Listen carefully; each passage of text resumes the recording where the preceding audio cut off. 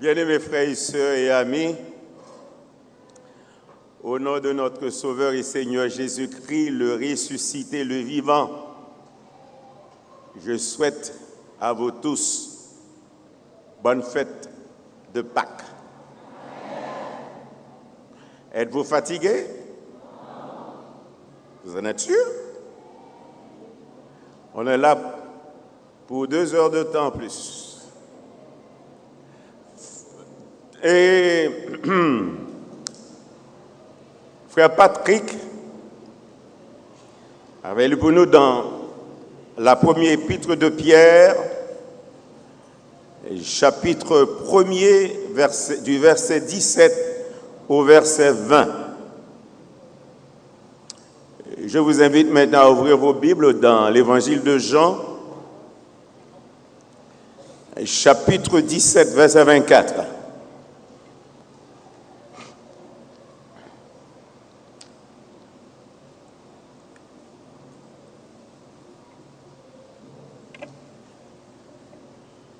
Père, je veux que là où je suis, ce que tu m'as donné, soit aussi avec moi, afin qu'ils voient ma gloire, la gloire que tu m'as donnée, parce que tu m'as aimé avant la fondation du monde.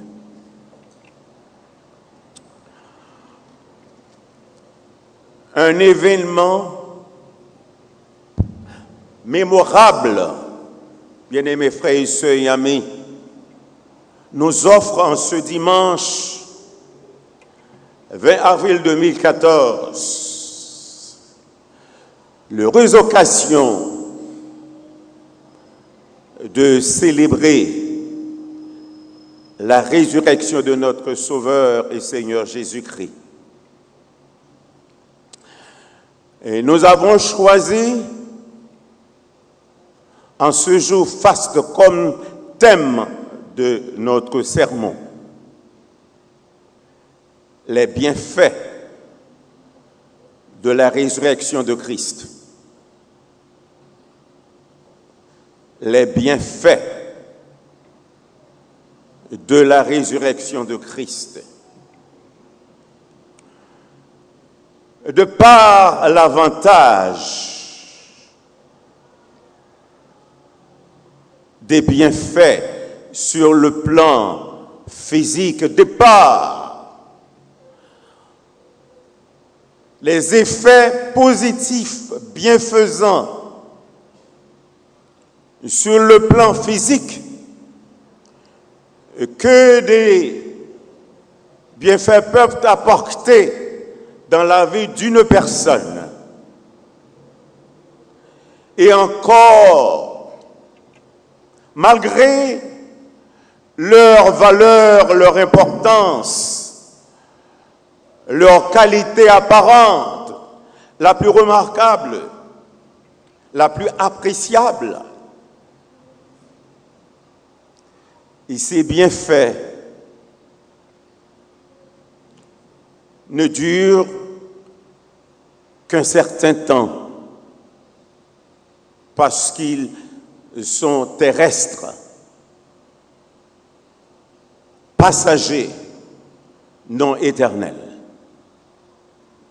Tandis que sur le plan spirituel, les bienfaits spirituels de par avoir l'œil effet bienfaisant infiniment supérieur aux bienfaits physiques. Dans le temps et dans l'espace, ils durent éternellement. Tels que par exemple les bienfaits de la résurrection de notre Sauveur et Seigneur Jésus-Christ. Bien qu'il y a un nombre considérable des bienfaits de la résurrection de Christ rapportés dans la Bible, la parole de Dieu, nous voudrions, à la lumière de notre thème, attirer votre attention sur seulement 5 bienfaits relatifs à la résurrection de Christ. Premièrement, la grâce de Dieu. Deuxièmement, la rédemption en Christ. Troisièmement, la sanctification du croyant. Quatrièmement, le retour de Christ dans les airs pour enlever sa véritable Église. Et cinquièmement, la gloire avec Christ dans l'éternité bienheureuse.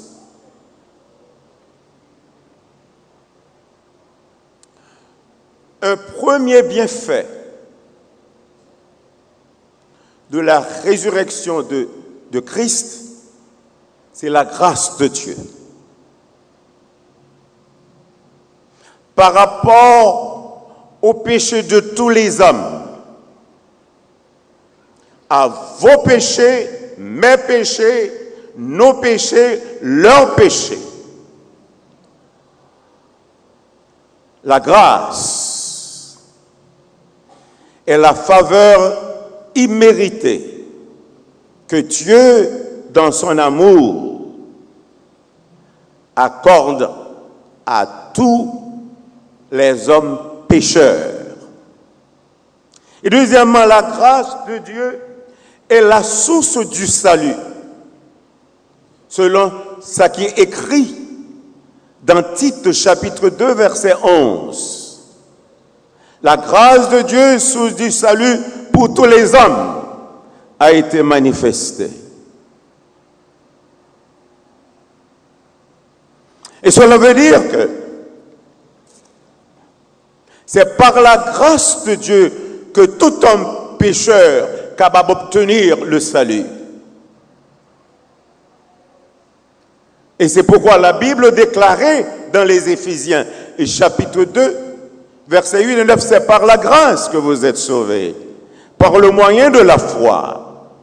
Et cela ne vient pas de vous, ce ne peut par les œuvres, afin que personne ne se glorifie. Troisièmement, la grâce de Dieu est l'éducatrice, l'enseignante de tous les croyants.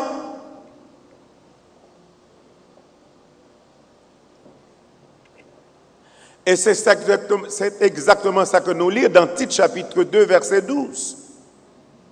La grâce nous enseigne à renoncer à l'impiété, aux convoitises mondaines et à vivre dans le siècle présent selon la sagesse, la justice et la piété.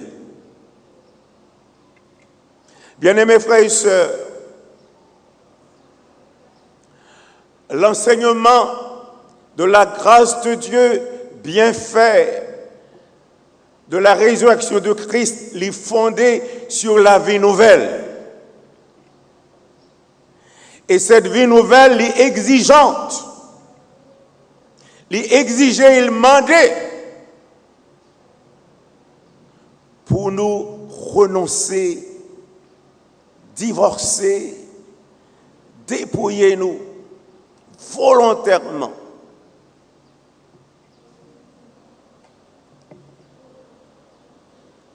de l'impiété. L'impiété, c'est le caractère impie de l'homme impie. Et ce mot impiété vient directement du mot impie.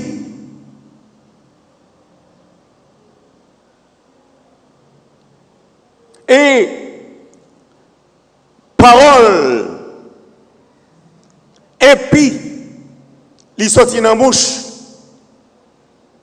Et c'est ça qui fait que Mounsa, la Bible dans l'impiété, parole impie, blasphème, mépris pour la parole de Dieu,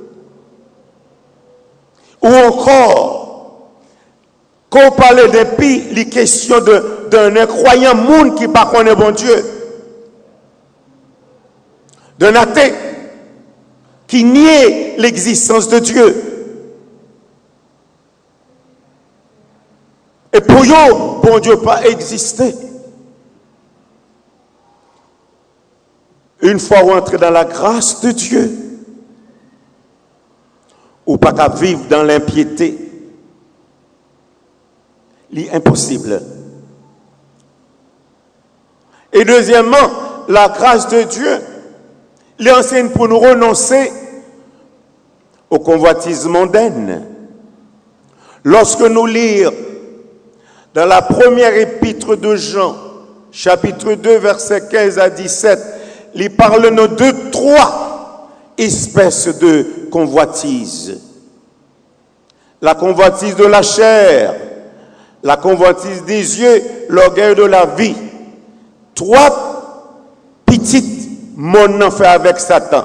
2 filles, un garçon.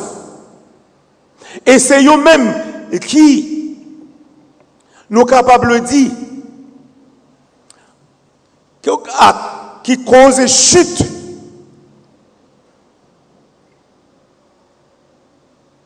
Les hommes et les femmes. C'est eux-mêmes qui ont causé chute à Adam et Ève. Et c'est eux-mêmes, je dis, qui causent chute d'un homme ou d'une femme, d'un jeune homme ou d'une jeune fille. Seul monde qui te remporte victoire sur eux, c'est Jésus-Christ. Pour vous, pour moi. Et c'est peut-être ça. La Bible, la parole de Dieu recommande dans cette première épître de Jean, chapitre 2, verset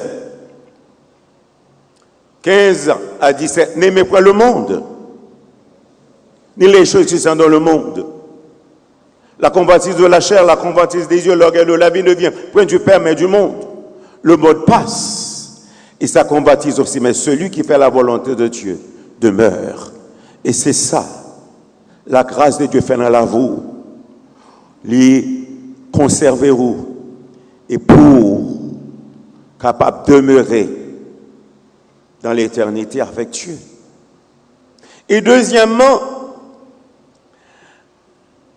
cette vie, nous joignons que la grâce de Dieu, puisqu'elle est fondée sur la vie nouvelle, et cette vie nouvelle a demandé nous mettre pour nous vivre. Pour nous vivre dans ce monde présent, dans ce monde, selon la sagesse, selon la justice, selon la piété. Selon la sagesse, et cette sagesse, n'est pas humaine, n'est d'en haut, n'est divine. Et ce n'est pas n'importe qui qui gagne. Parce que lorsque nous lisons dans l'épître de Jacques, chapitre 3, 16 et 17, il dit que la sagesse d'en haut est premièrement pure. Et deuxièmement, pacifique. Modéré, conciliant. Plein de miséricorde, de bonté.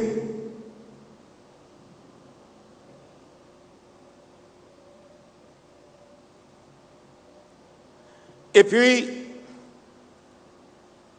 la caille pas gagné l'hypocrisie et la duplicité. Donc, la grâce de Dieu enseigne-nous pour nous vivre selon la sagesse, non selon ce siècle présent. Ce siècle présent, ce n'est pas siècle par nous, l'a parlé lorsqu'il parlait ici. C'est siècle de Timothée et les autres. Siècle présent par nous, c'est le 21e siècle. Siècle que la Bible aujourd'hui.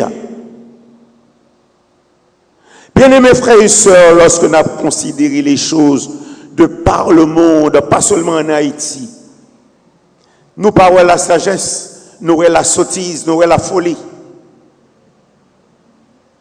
On dirait que les hommes de nos jours sont plus insensés que sages.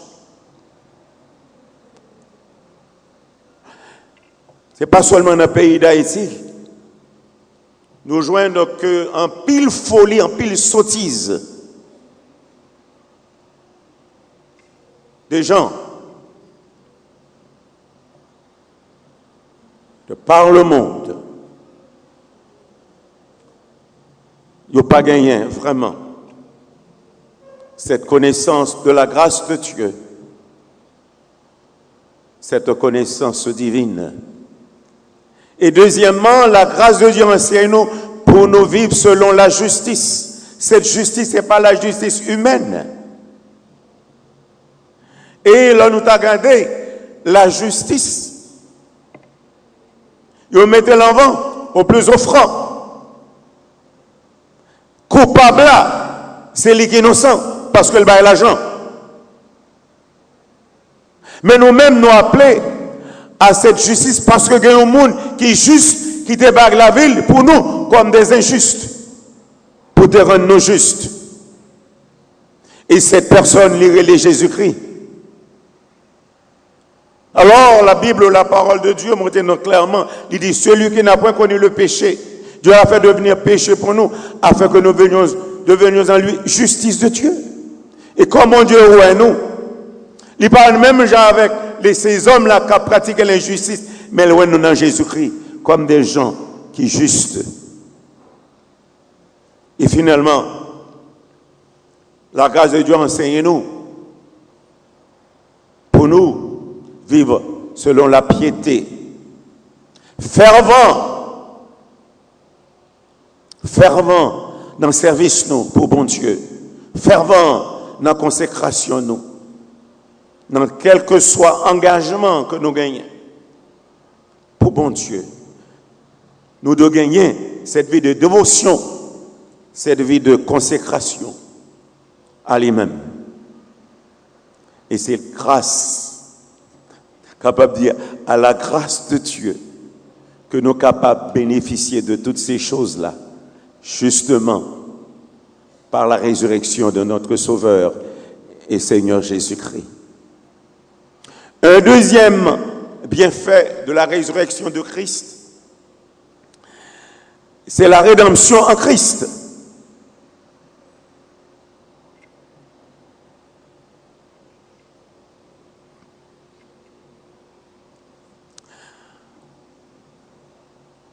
La réalité absolue ou encore l'évidence absolue, la vérité à nul autre pareil, c'est que par la rédemption de Jésus-Christ, bien-aimés frères et sœurs, la dette de nos péchés est payée une fois pour toutes. La dette de nos péchés est payée une fois pour toutes. Et c'est pourquoi la Bible, la parole de Dieu déclarée dans l'épître de Paul aux Éphésiens, chapitre 1er, verset 7. En lui, c'est-à-dire en Jésus, nous avons la rédemption par son sang, la rémission des péchés selon la richesse de sa grâce. Le mot rédemption veut dire rachat, racheter ce qui a été vendu, ou encore payer le prix, ou payer la dette à la place d'un esclave, la place d'une personne qui était incapable de payer. Nous toutes qui là, dans cette enceinte, nous toutes, nous te gagnons dette que nous ne pas capables de payer. C'était la dette de nos péchés. Tout l'argent, tout l'or du monde, l'immensité de toutes les richesses du monde, pas de capable répondre à l'exigence de Dieu, répondre à la volonté de Dieu. Parce que bon Dieu, t'es voulu un homme sans péché pour accomplir cette rédemption, mais pas aucun homme. Et c'est pour ça que la Bible dit, tous ont péché et sont privés de la gloire de Dieu. Mais un seul homme envoyé de Dieu dans ce monde, par le sacrifice de sa vie, par son sang, versé sur la croix du calvaire, lui-même seul, t'es satisfait. La volonté de Dieu, t'es satisfait, bon Dieu, parce que il était prêt pour le verser son sang, pour nous être capables de joindre rédemption, pardon de nos péchés. Et c'est pourquoi la Bible sans embâche déclare dans la première épître de Pierre, et chapitre 1er, texte noté le verset 18 à 20, il dit vous savez que ce n'est pas par des choses périssables, par de l'argent ou de l'or, que vous avez été rachetés de la vaine manière de vivre, que vous aviez hérité de vos pères, mais par le sang précieux de Jésus-Christ, comme d'un agneau sans défaut et sans tache, prédestiné avant la fondation du monde. Il fut manifesté à la fin des temps à cause de vous. C'est ça que moi mets là-dedans. À cause de vous.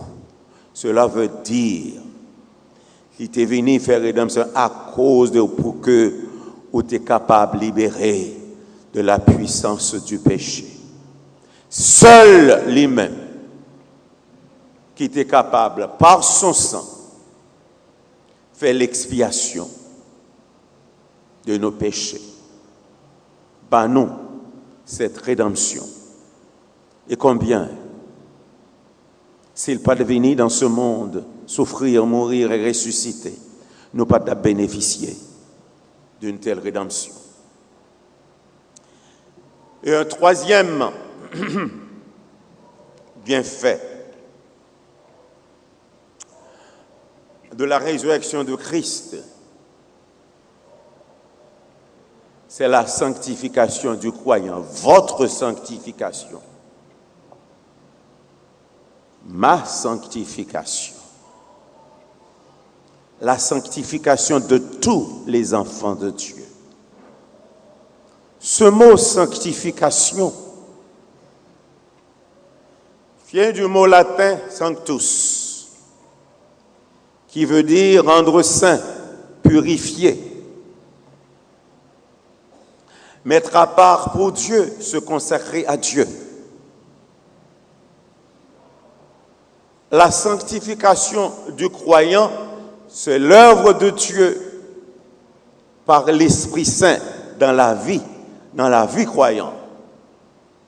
Et c'est Dieu qui fait la sanctification par son Esprit. Et c'est peut-être ça. Lorsque nous lisons dans la première épître de Paul aux Corinthiens, chapitre 6, et nous, du verset 10, les versets 10 et 11, il dit, ne vous y trompez pas, ni les débauchés, ni les idolâtres, ni les adultères, ni les efféminés, ni les infâmes, ni les voleurs, ni les cupides, ni les ivrognes, ni les outrageux, ni les ravisseurs n'hériteront le royaume de Dieu. Et c'est là ce que vous étiez, quelques-uns d'entre vous.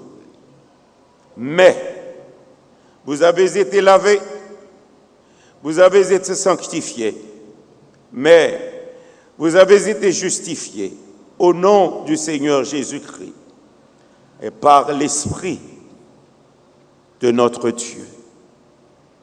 Oui, par l'Esprit de Dieu, nous sanctifier. Et le Saint-Esprit pour sanctifier nous, il était servi avec la parole de vérité tout aussi bien, avec la prière pour inspirer nous. Et nous joignons que le Seigneur Jésus, dans Jean 17, a prié en faveur de ses disciples, tout comme en faveur de l'Église, en notre faveur. Dans Jean 17, il dit, sanctifie-les par ta vérité, ta parole est la vérité. Et finalement, le Saint-Esprit, bien-aimés frères et sœurs, révélez-nous la vérité capitale de notre sanctification. Premièrement, dans la première épître de Paul aux Corinthiens, chapitre 1, verset 30, côté il dit, de par Dieu, Jésus-Christ a été fait pour nous sanctification.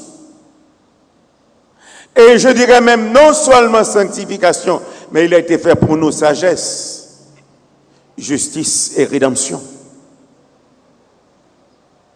Et cette vérité capitale est rapportée également dans l'Épître aux Hébreux, chapitre 10. Lorsqu'il est question de la venue de Jésus-Christ dans le monde pour faire la volonté de son Père, chapitre 10, verset 10 de l'Épître aux Hébreux, il dit, c'est en vertu de cette volonté que nous sommes sanctifiés par l'offrande du corps de Jésus-Christ une fois pour toutes. Sanctifiés par l'offrande du corps de Jésus-Christ une fois pour toutes. Par conséquent, bien-aimés frères et sœurs, ça que bon Dieu voulait de nous, en vertu même de cette sanctification, bien fait de la résurrection de Christ en notre faveur, ça que Dieu voulait de nous, pour nous, selon la première épître de Paul aux Thessaloniciens, et chapitre 4, lisons à partir du verset 3 jusqu'au verset 8, il dit, ce que Dieu veut, c'est votre sanctification. Et c'est que vous vous absteniez de la débauche. Dans la Bible, par là, il y a impudicité. Le mot débauche ici, comme le mot porno, pornographie, il y a là-dedans impudicité, fornication, adultère.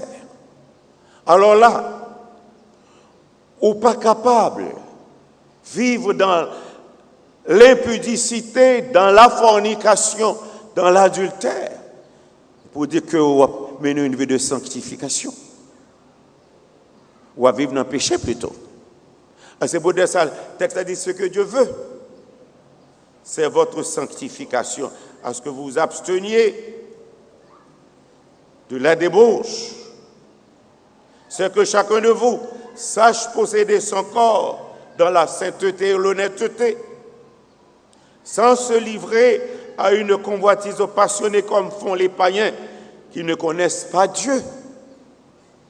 Et verset 6, c'est que personne n'use envers son frère de fraude, de cupidité dans les affaires, parce que le Seigneur tire vengeance de toutes ces choses. Et puis il dit, car Dieu ne nous a pas appelés à l'impureté, mais à la sanctification.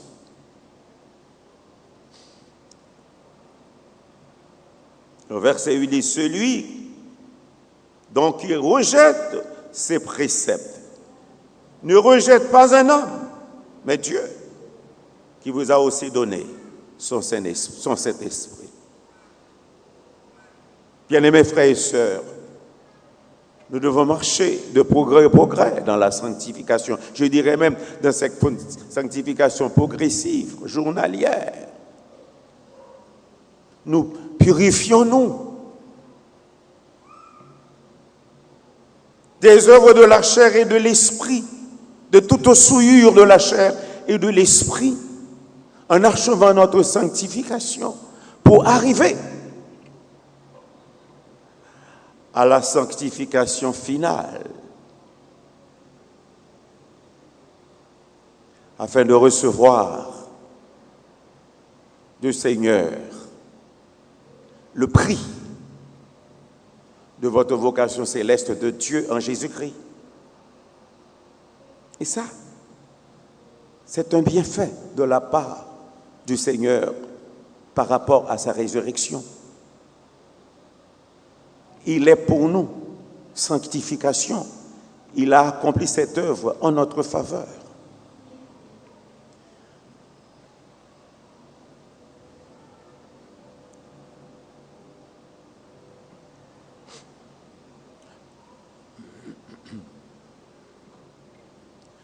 Et le quatrième bienfait,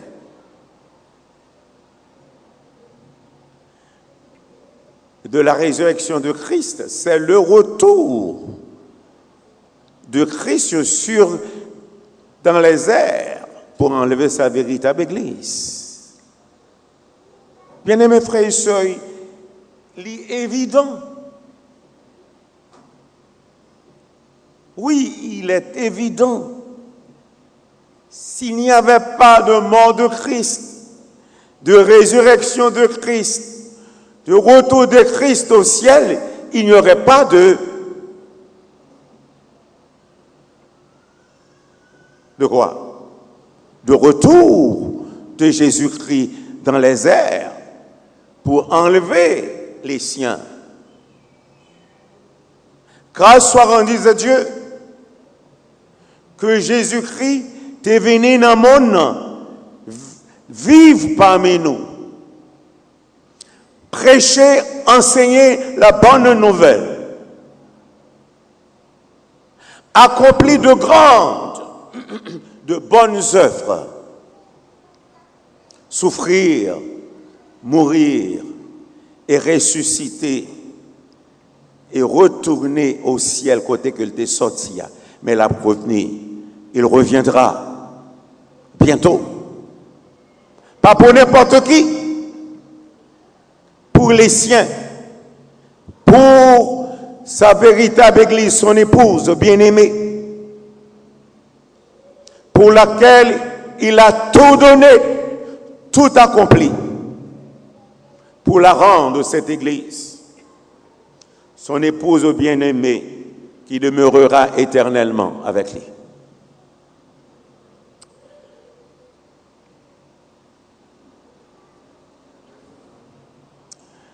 L'élément principal qui gagne pour jouer un rôle important, nous avons rappelé encore qui gagne pour marquer de manière remarquable, exceptionnelle, dans ce retour et cet enlèvement. C'est la première résurrection de tous les croyants décédés en Christ qui se réuniront avec tous les croyants vivants en Christ pour être enlevés ensemble à la rencontre du Seigneur dans les airs. Et le Saint-Esprit fait, nous sommes capables de dire, par le moyen de l'apôtre Paul, dans sa lettre, dans sa première lettre aux Thessaloniciens, chapitre 4, versets 13 à 18, de manière remarquable, impressionnante. Mais je donne dans un ordre remarquable, dans un ordre impressionnant.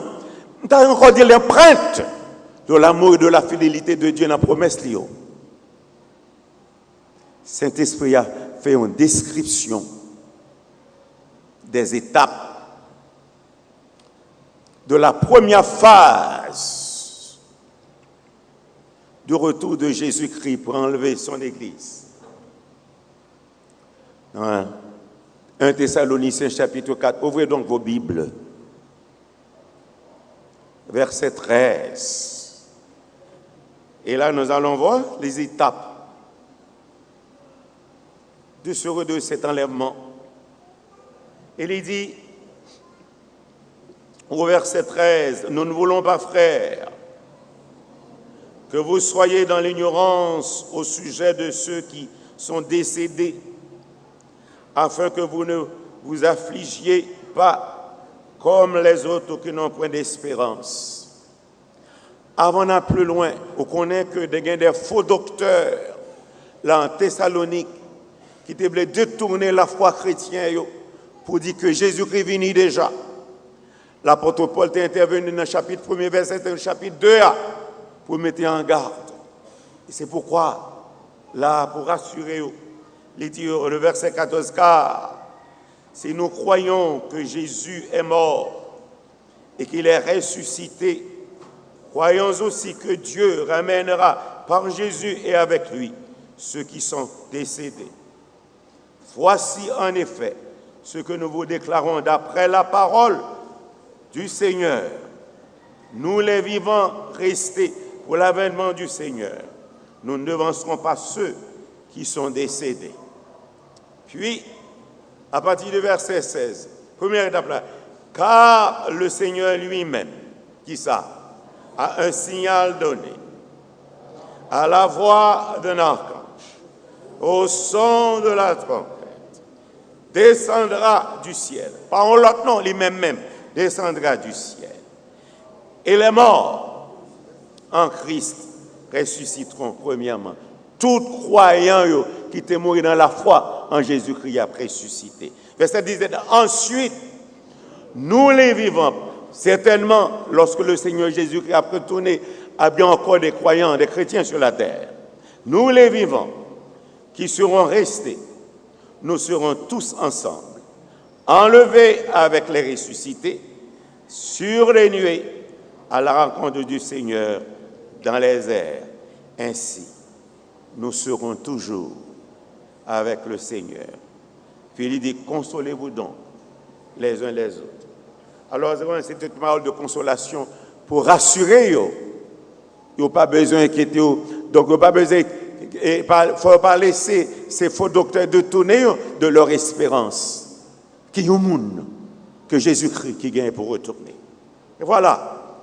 Donc, le retour de Jésus-Christ dans les airs pour enlever sa véritable église, son épouse. C'est un bienfait de la résurrection de Christ.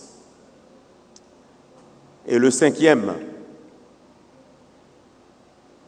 et dernier bienfait de la résurrection de Christ,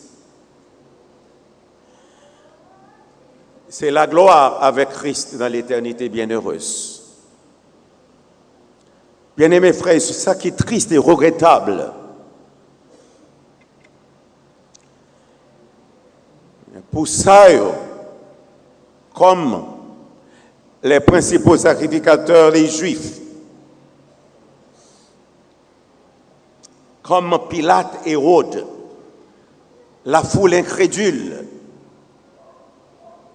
Barabbas, oui, tous ceux qui se montrent ennemis de Dieu, ennemis de l'évangile du salut, ennemis de la croix de Christ, ennemis de la mort et de la résurrection de Christ.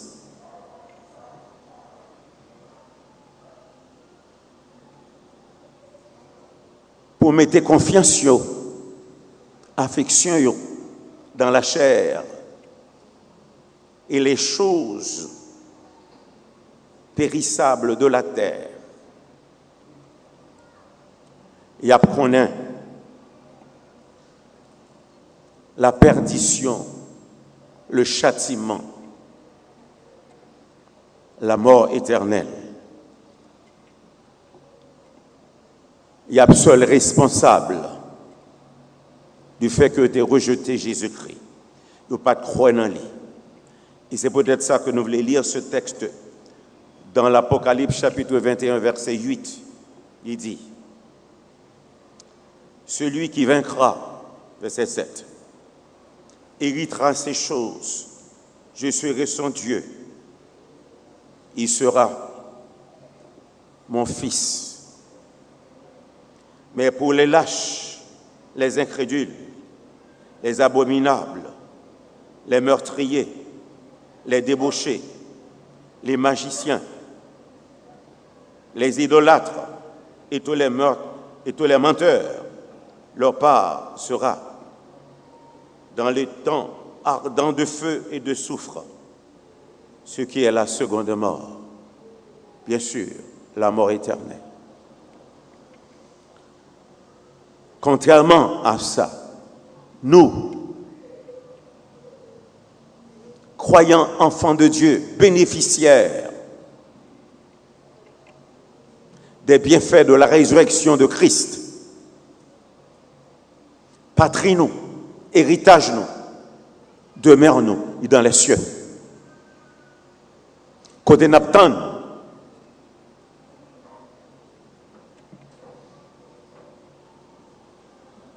notre Sauveur et Seigneur Jésus-Christ, qui vient pour venir justement pour le couronnement de son œuvre et pour rendre nous semblables à lui-même dans sa gloire, selon ce que la parole de Dieu rapportait dans les Philippiens, chapitre 3, verset 20-21. Et surtout, selon volonté qu'elle exprimait d'abord dans l'évangile de Jean, chapitre 12, verset 26, quand elle dit « Si quelqu'un me sert, qu'il me suive. Là où je suis, là aussi sera mon serviteur. » Et ensuite, dans Jean 17, que nous avons lu tout au début, verset 24, dans sa prière sacerdotale, exprimant ainsi sa volonté envers l'Église du Père. Je veux que là où je suis, ce que tu m'as donné soit aussi avec moi, afin qu'il voie ma gloire, la gloire que tu m'as donnée, parce que tu m'as aimé avant la fondation du monde. Mais qui ça? Les bienfaits de la résurrection de Christ fait pour moi. Et que nous sommes des bénéficiaires de la gloire avec Christ. Comme frère Daniel l'a répété plusieurs fois. Écoutez, donc, la gloire avec Christ. La mort,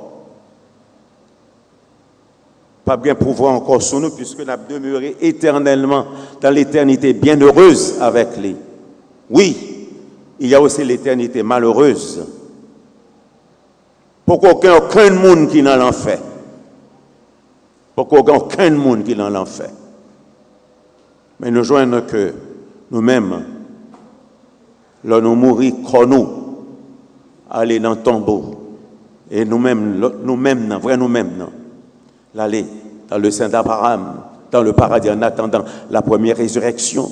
Et l'autre, y aller dans le séjour des morts, réservé aux impies. Et bien-aimés frères et sœurs, en nous, remet le Seigneur davantage et apprécier son œuvre dans la vie, nous. Apprécier son œuvre comme nous venons de le partager avec vous. Ces 5 bienfaits de sa résurrection. La grâce de Dieu, la rédemption en Christ, la sanctification du croyant, le retour de Jésus qui est dans les airs pour enlever sa véritable Église, la gloire avec Christ dans l'éternité bienheureuse.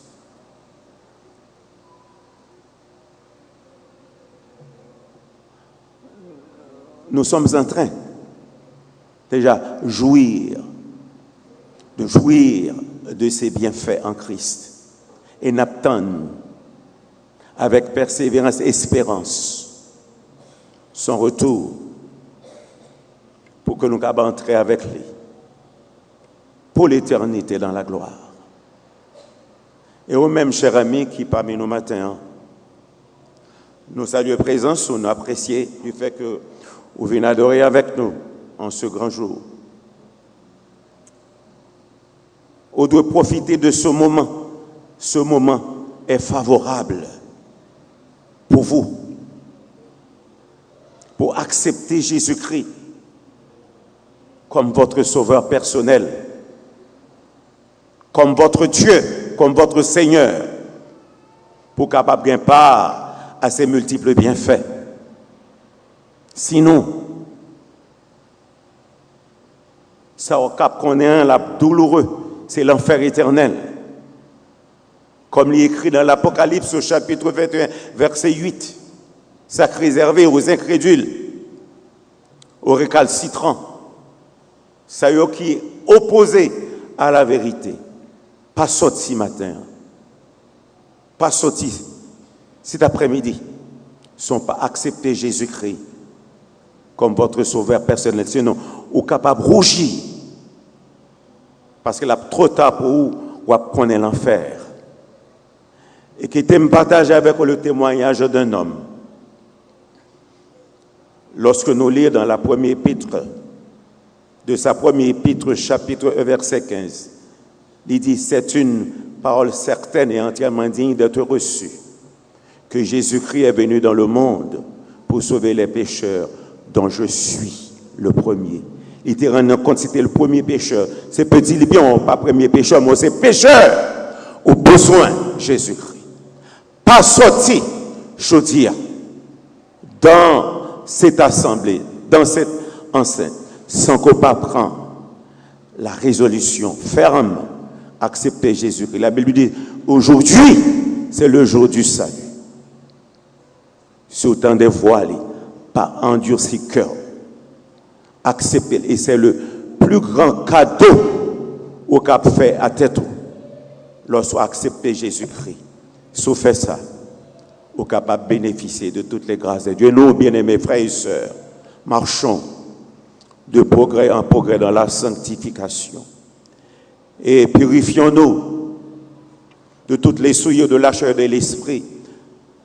Et achevons dans la crainte de Dieu notre sanctification pour arriver à la sanctification finale afin de recevoir de la part du Seigneur le prix de notre vocation céleste de Dieu en Jésus-Christ. Qu'il en soit ainsi pour vous.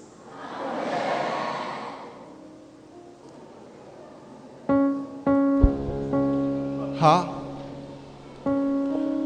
Ok, chanter ça t'es écrit pour une full orchestra. Ça veut dire nous-mêmes c'est l'orchestre nous le matin.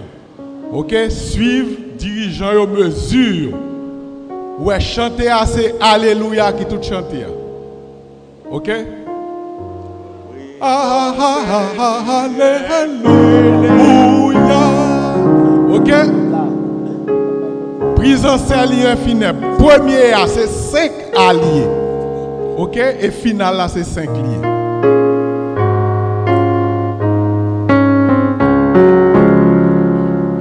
Brise en serlier funèbre.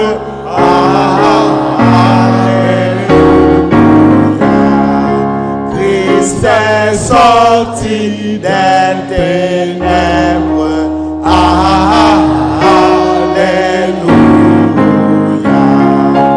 Le ciel, la terre ont chanté. Alléluia.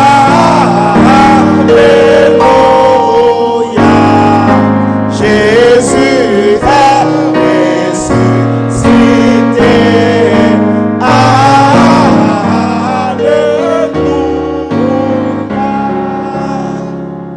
Les soldats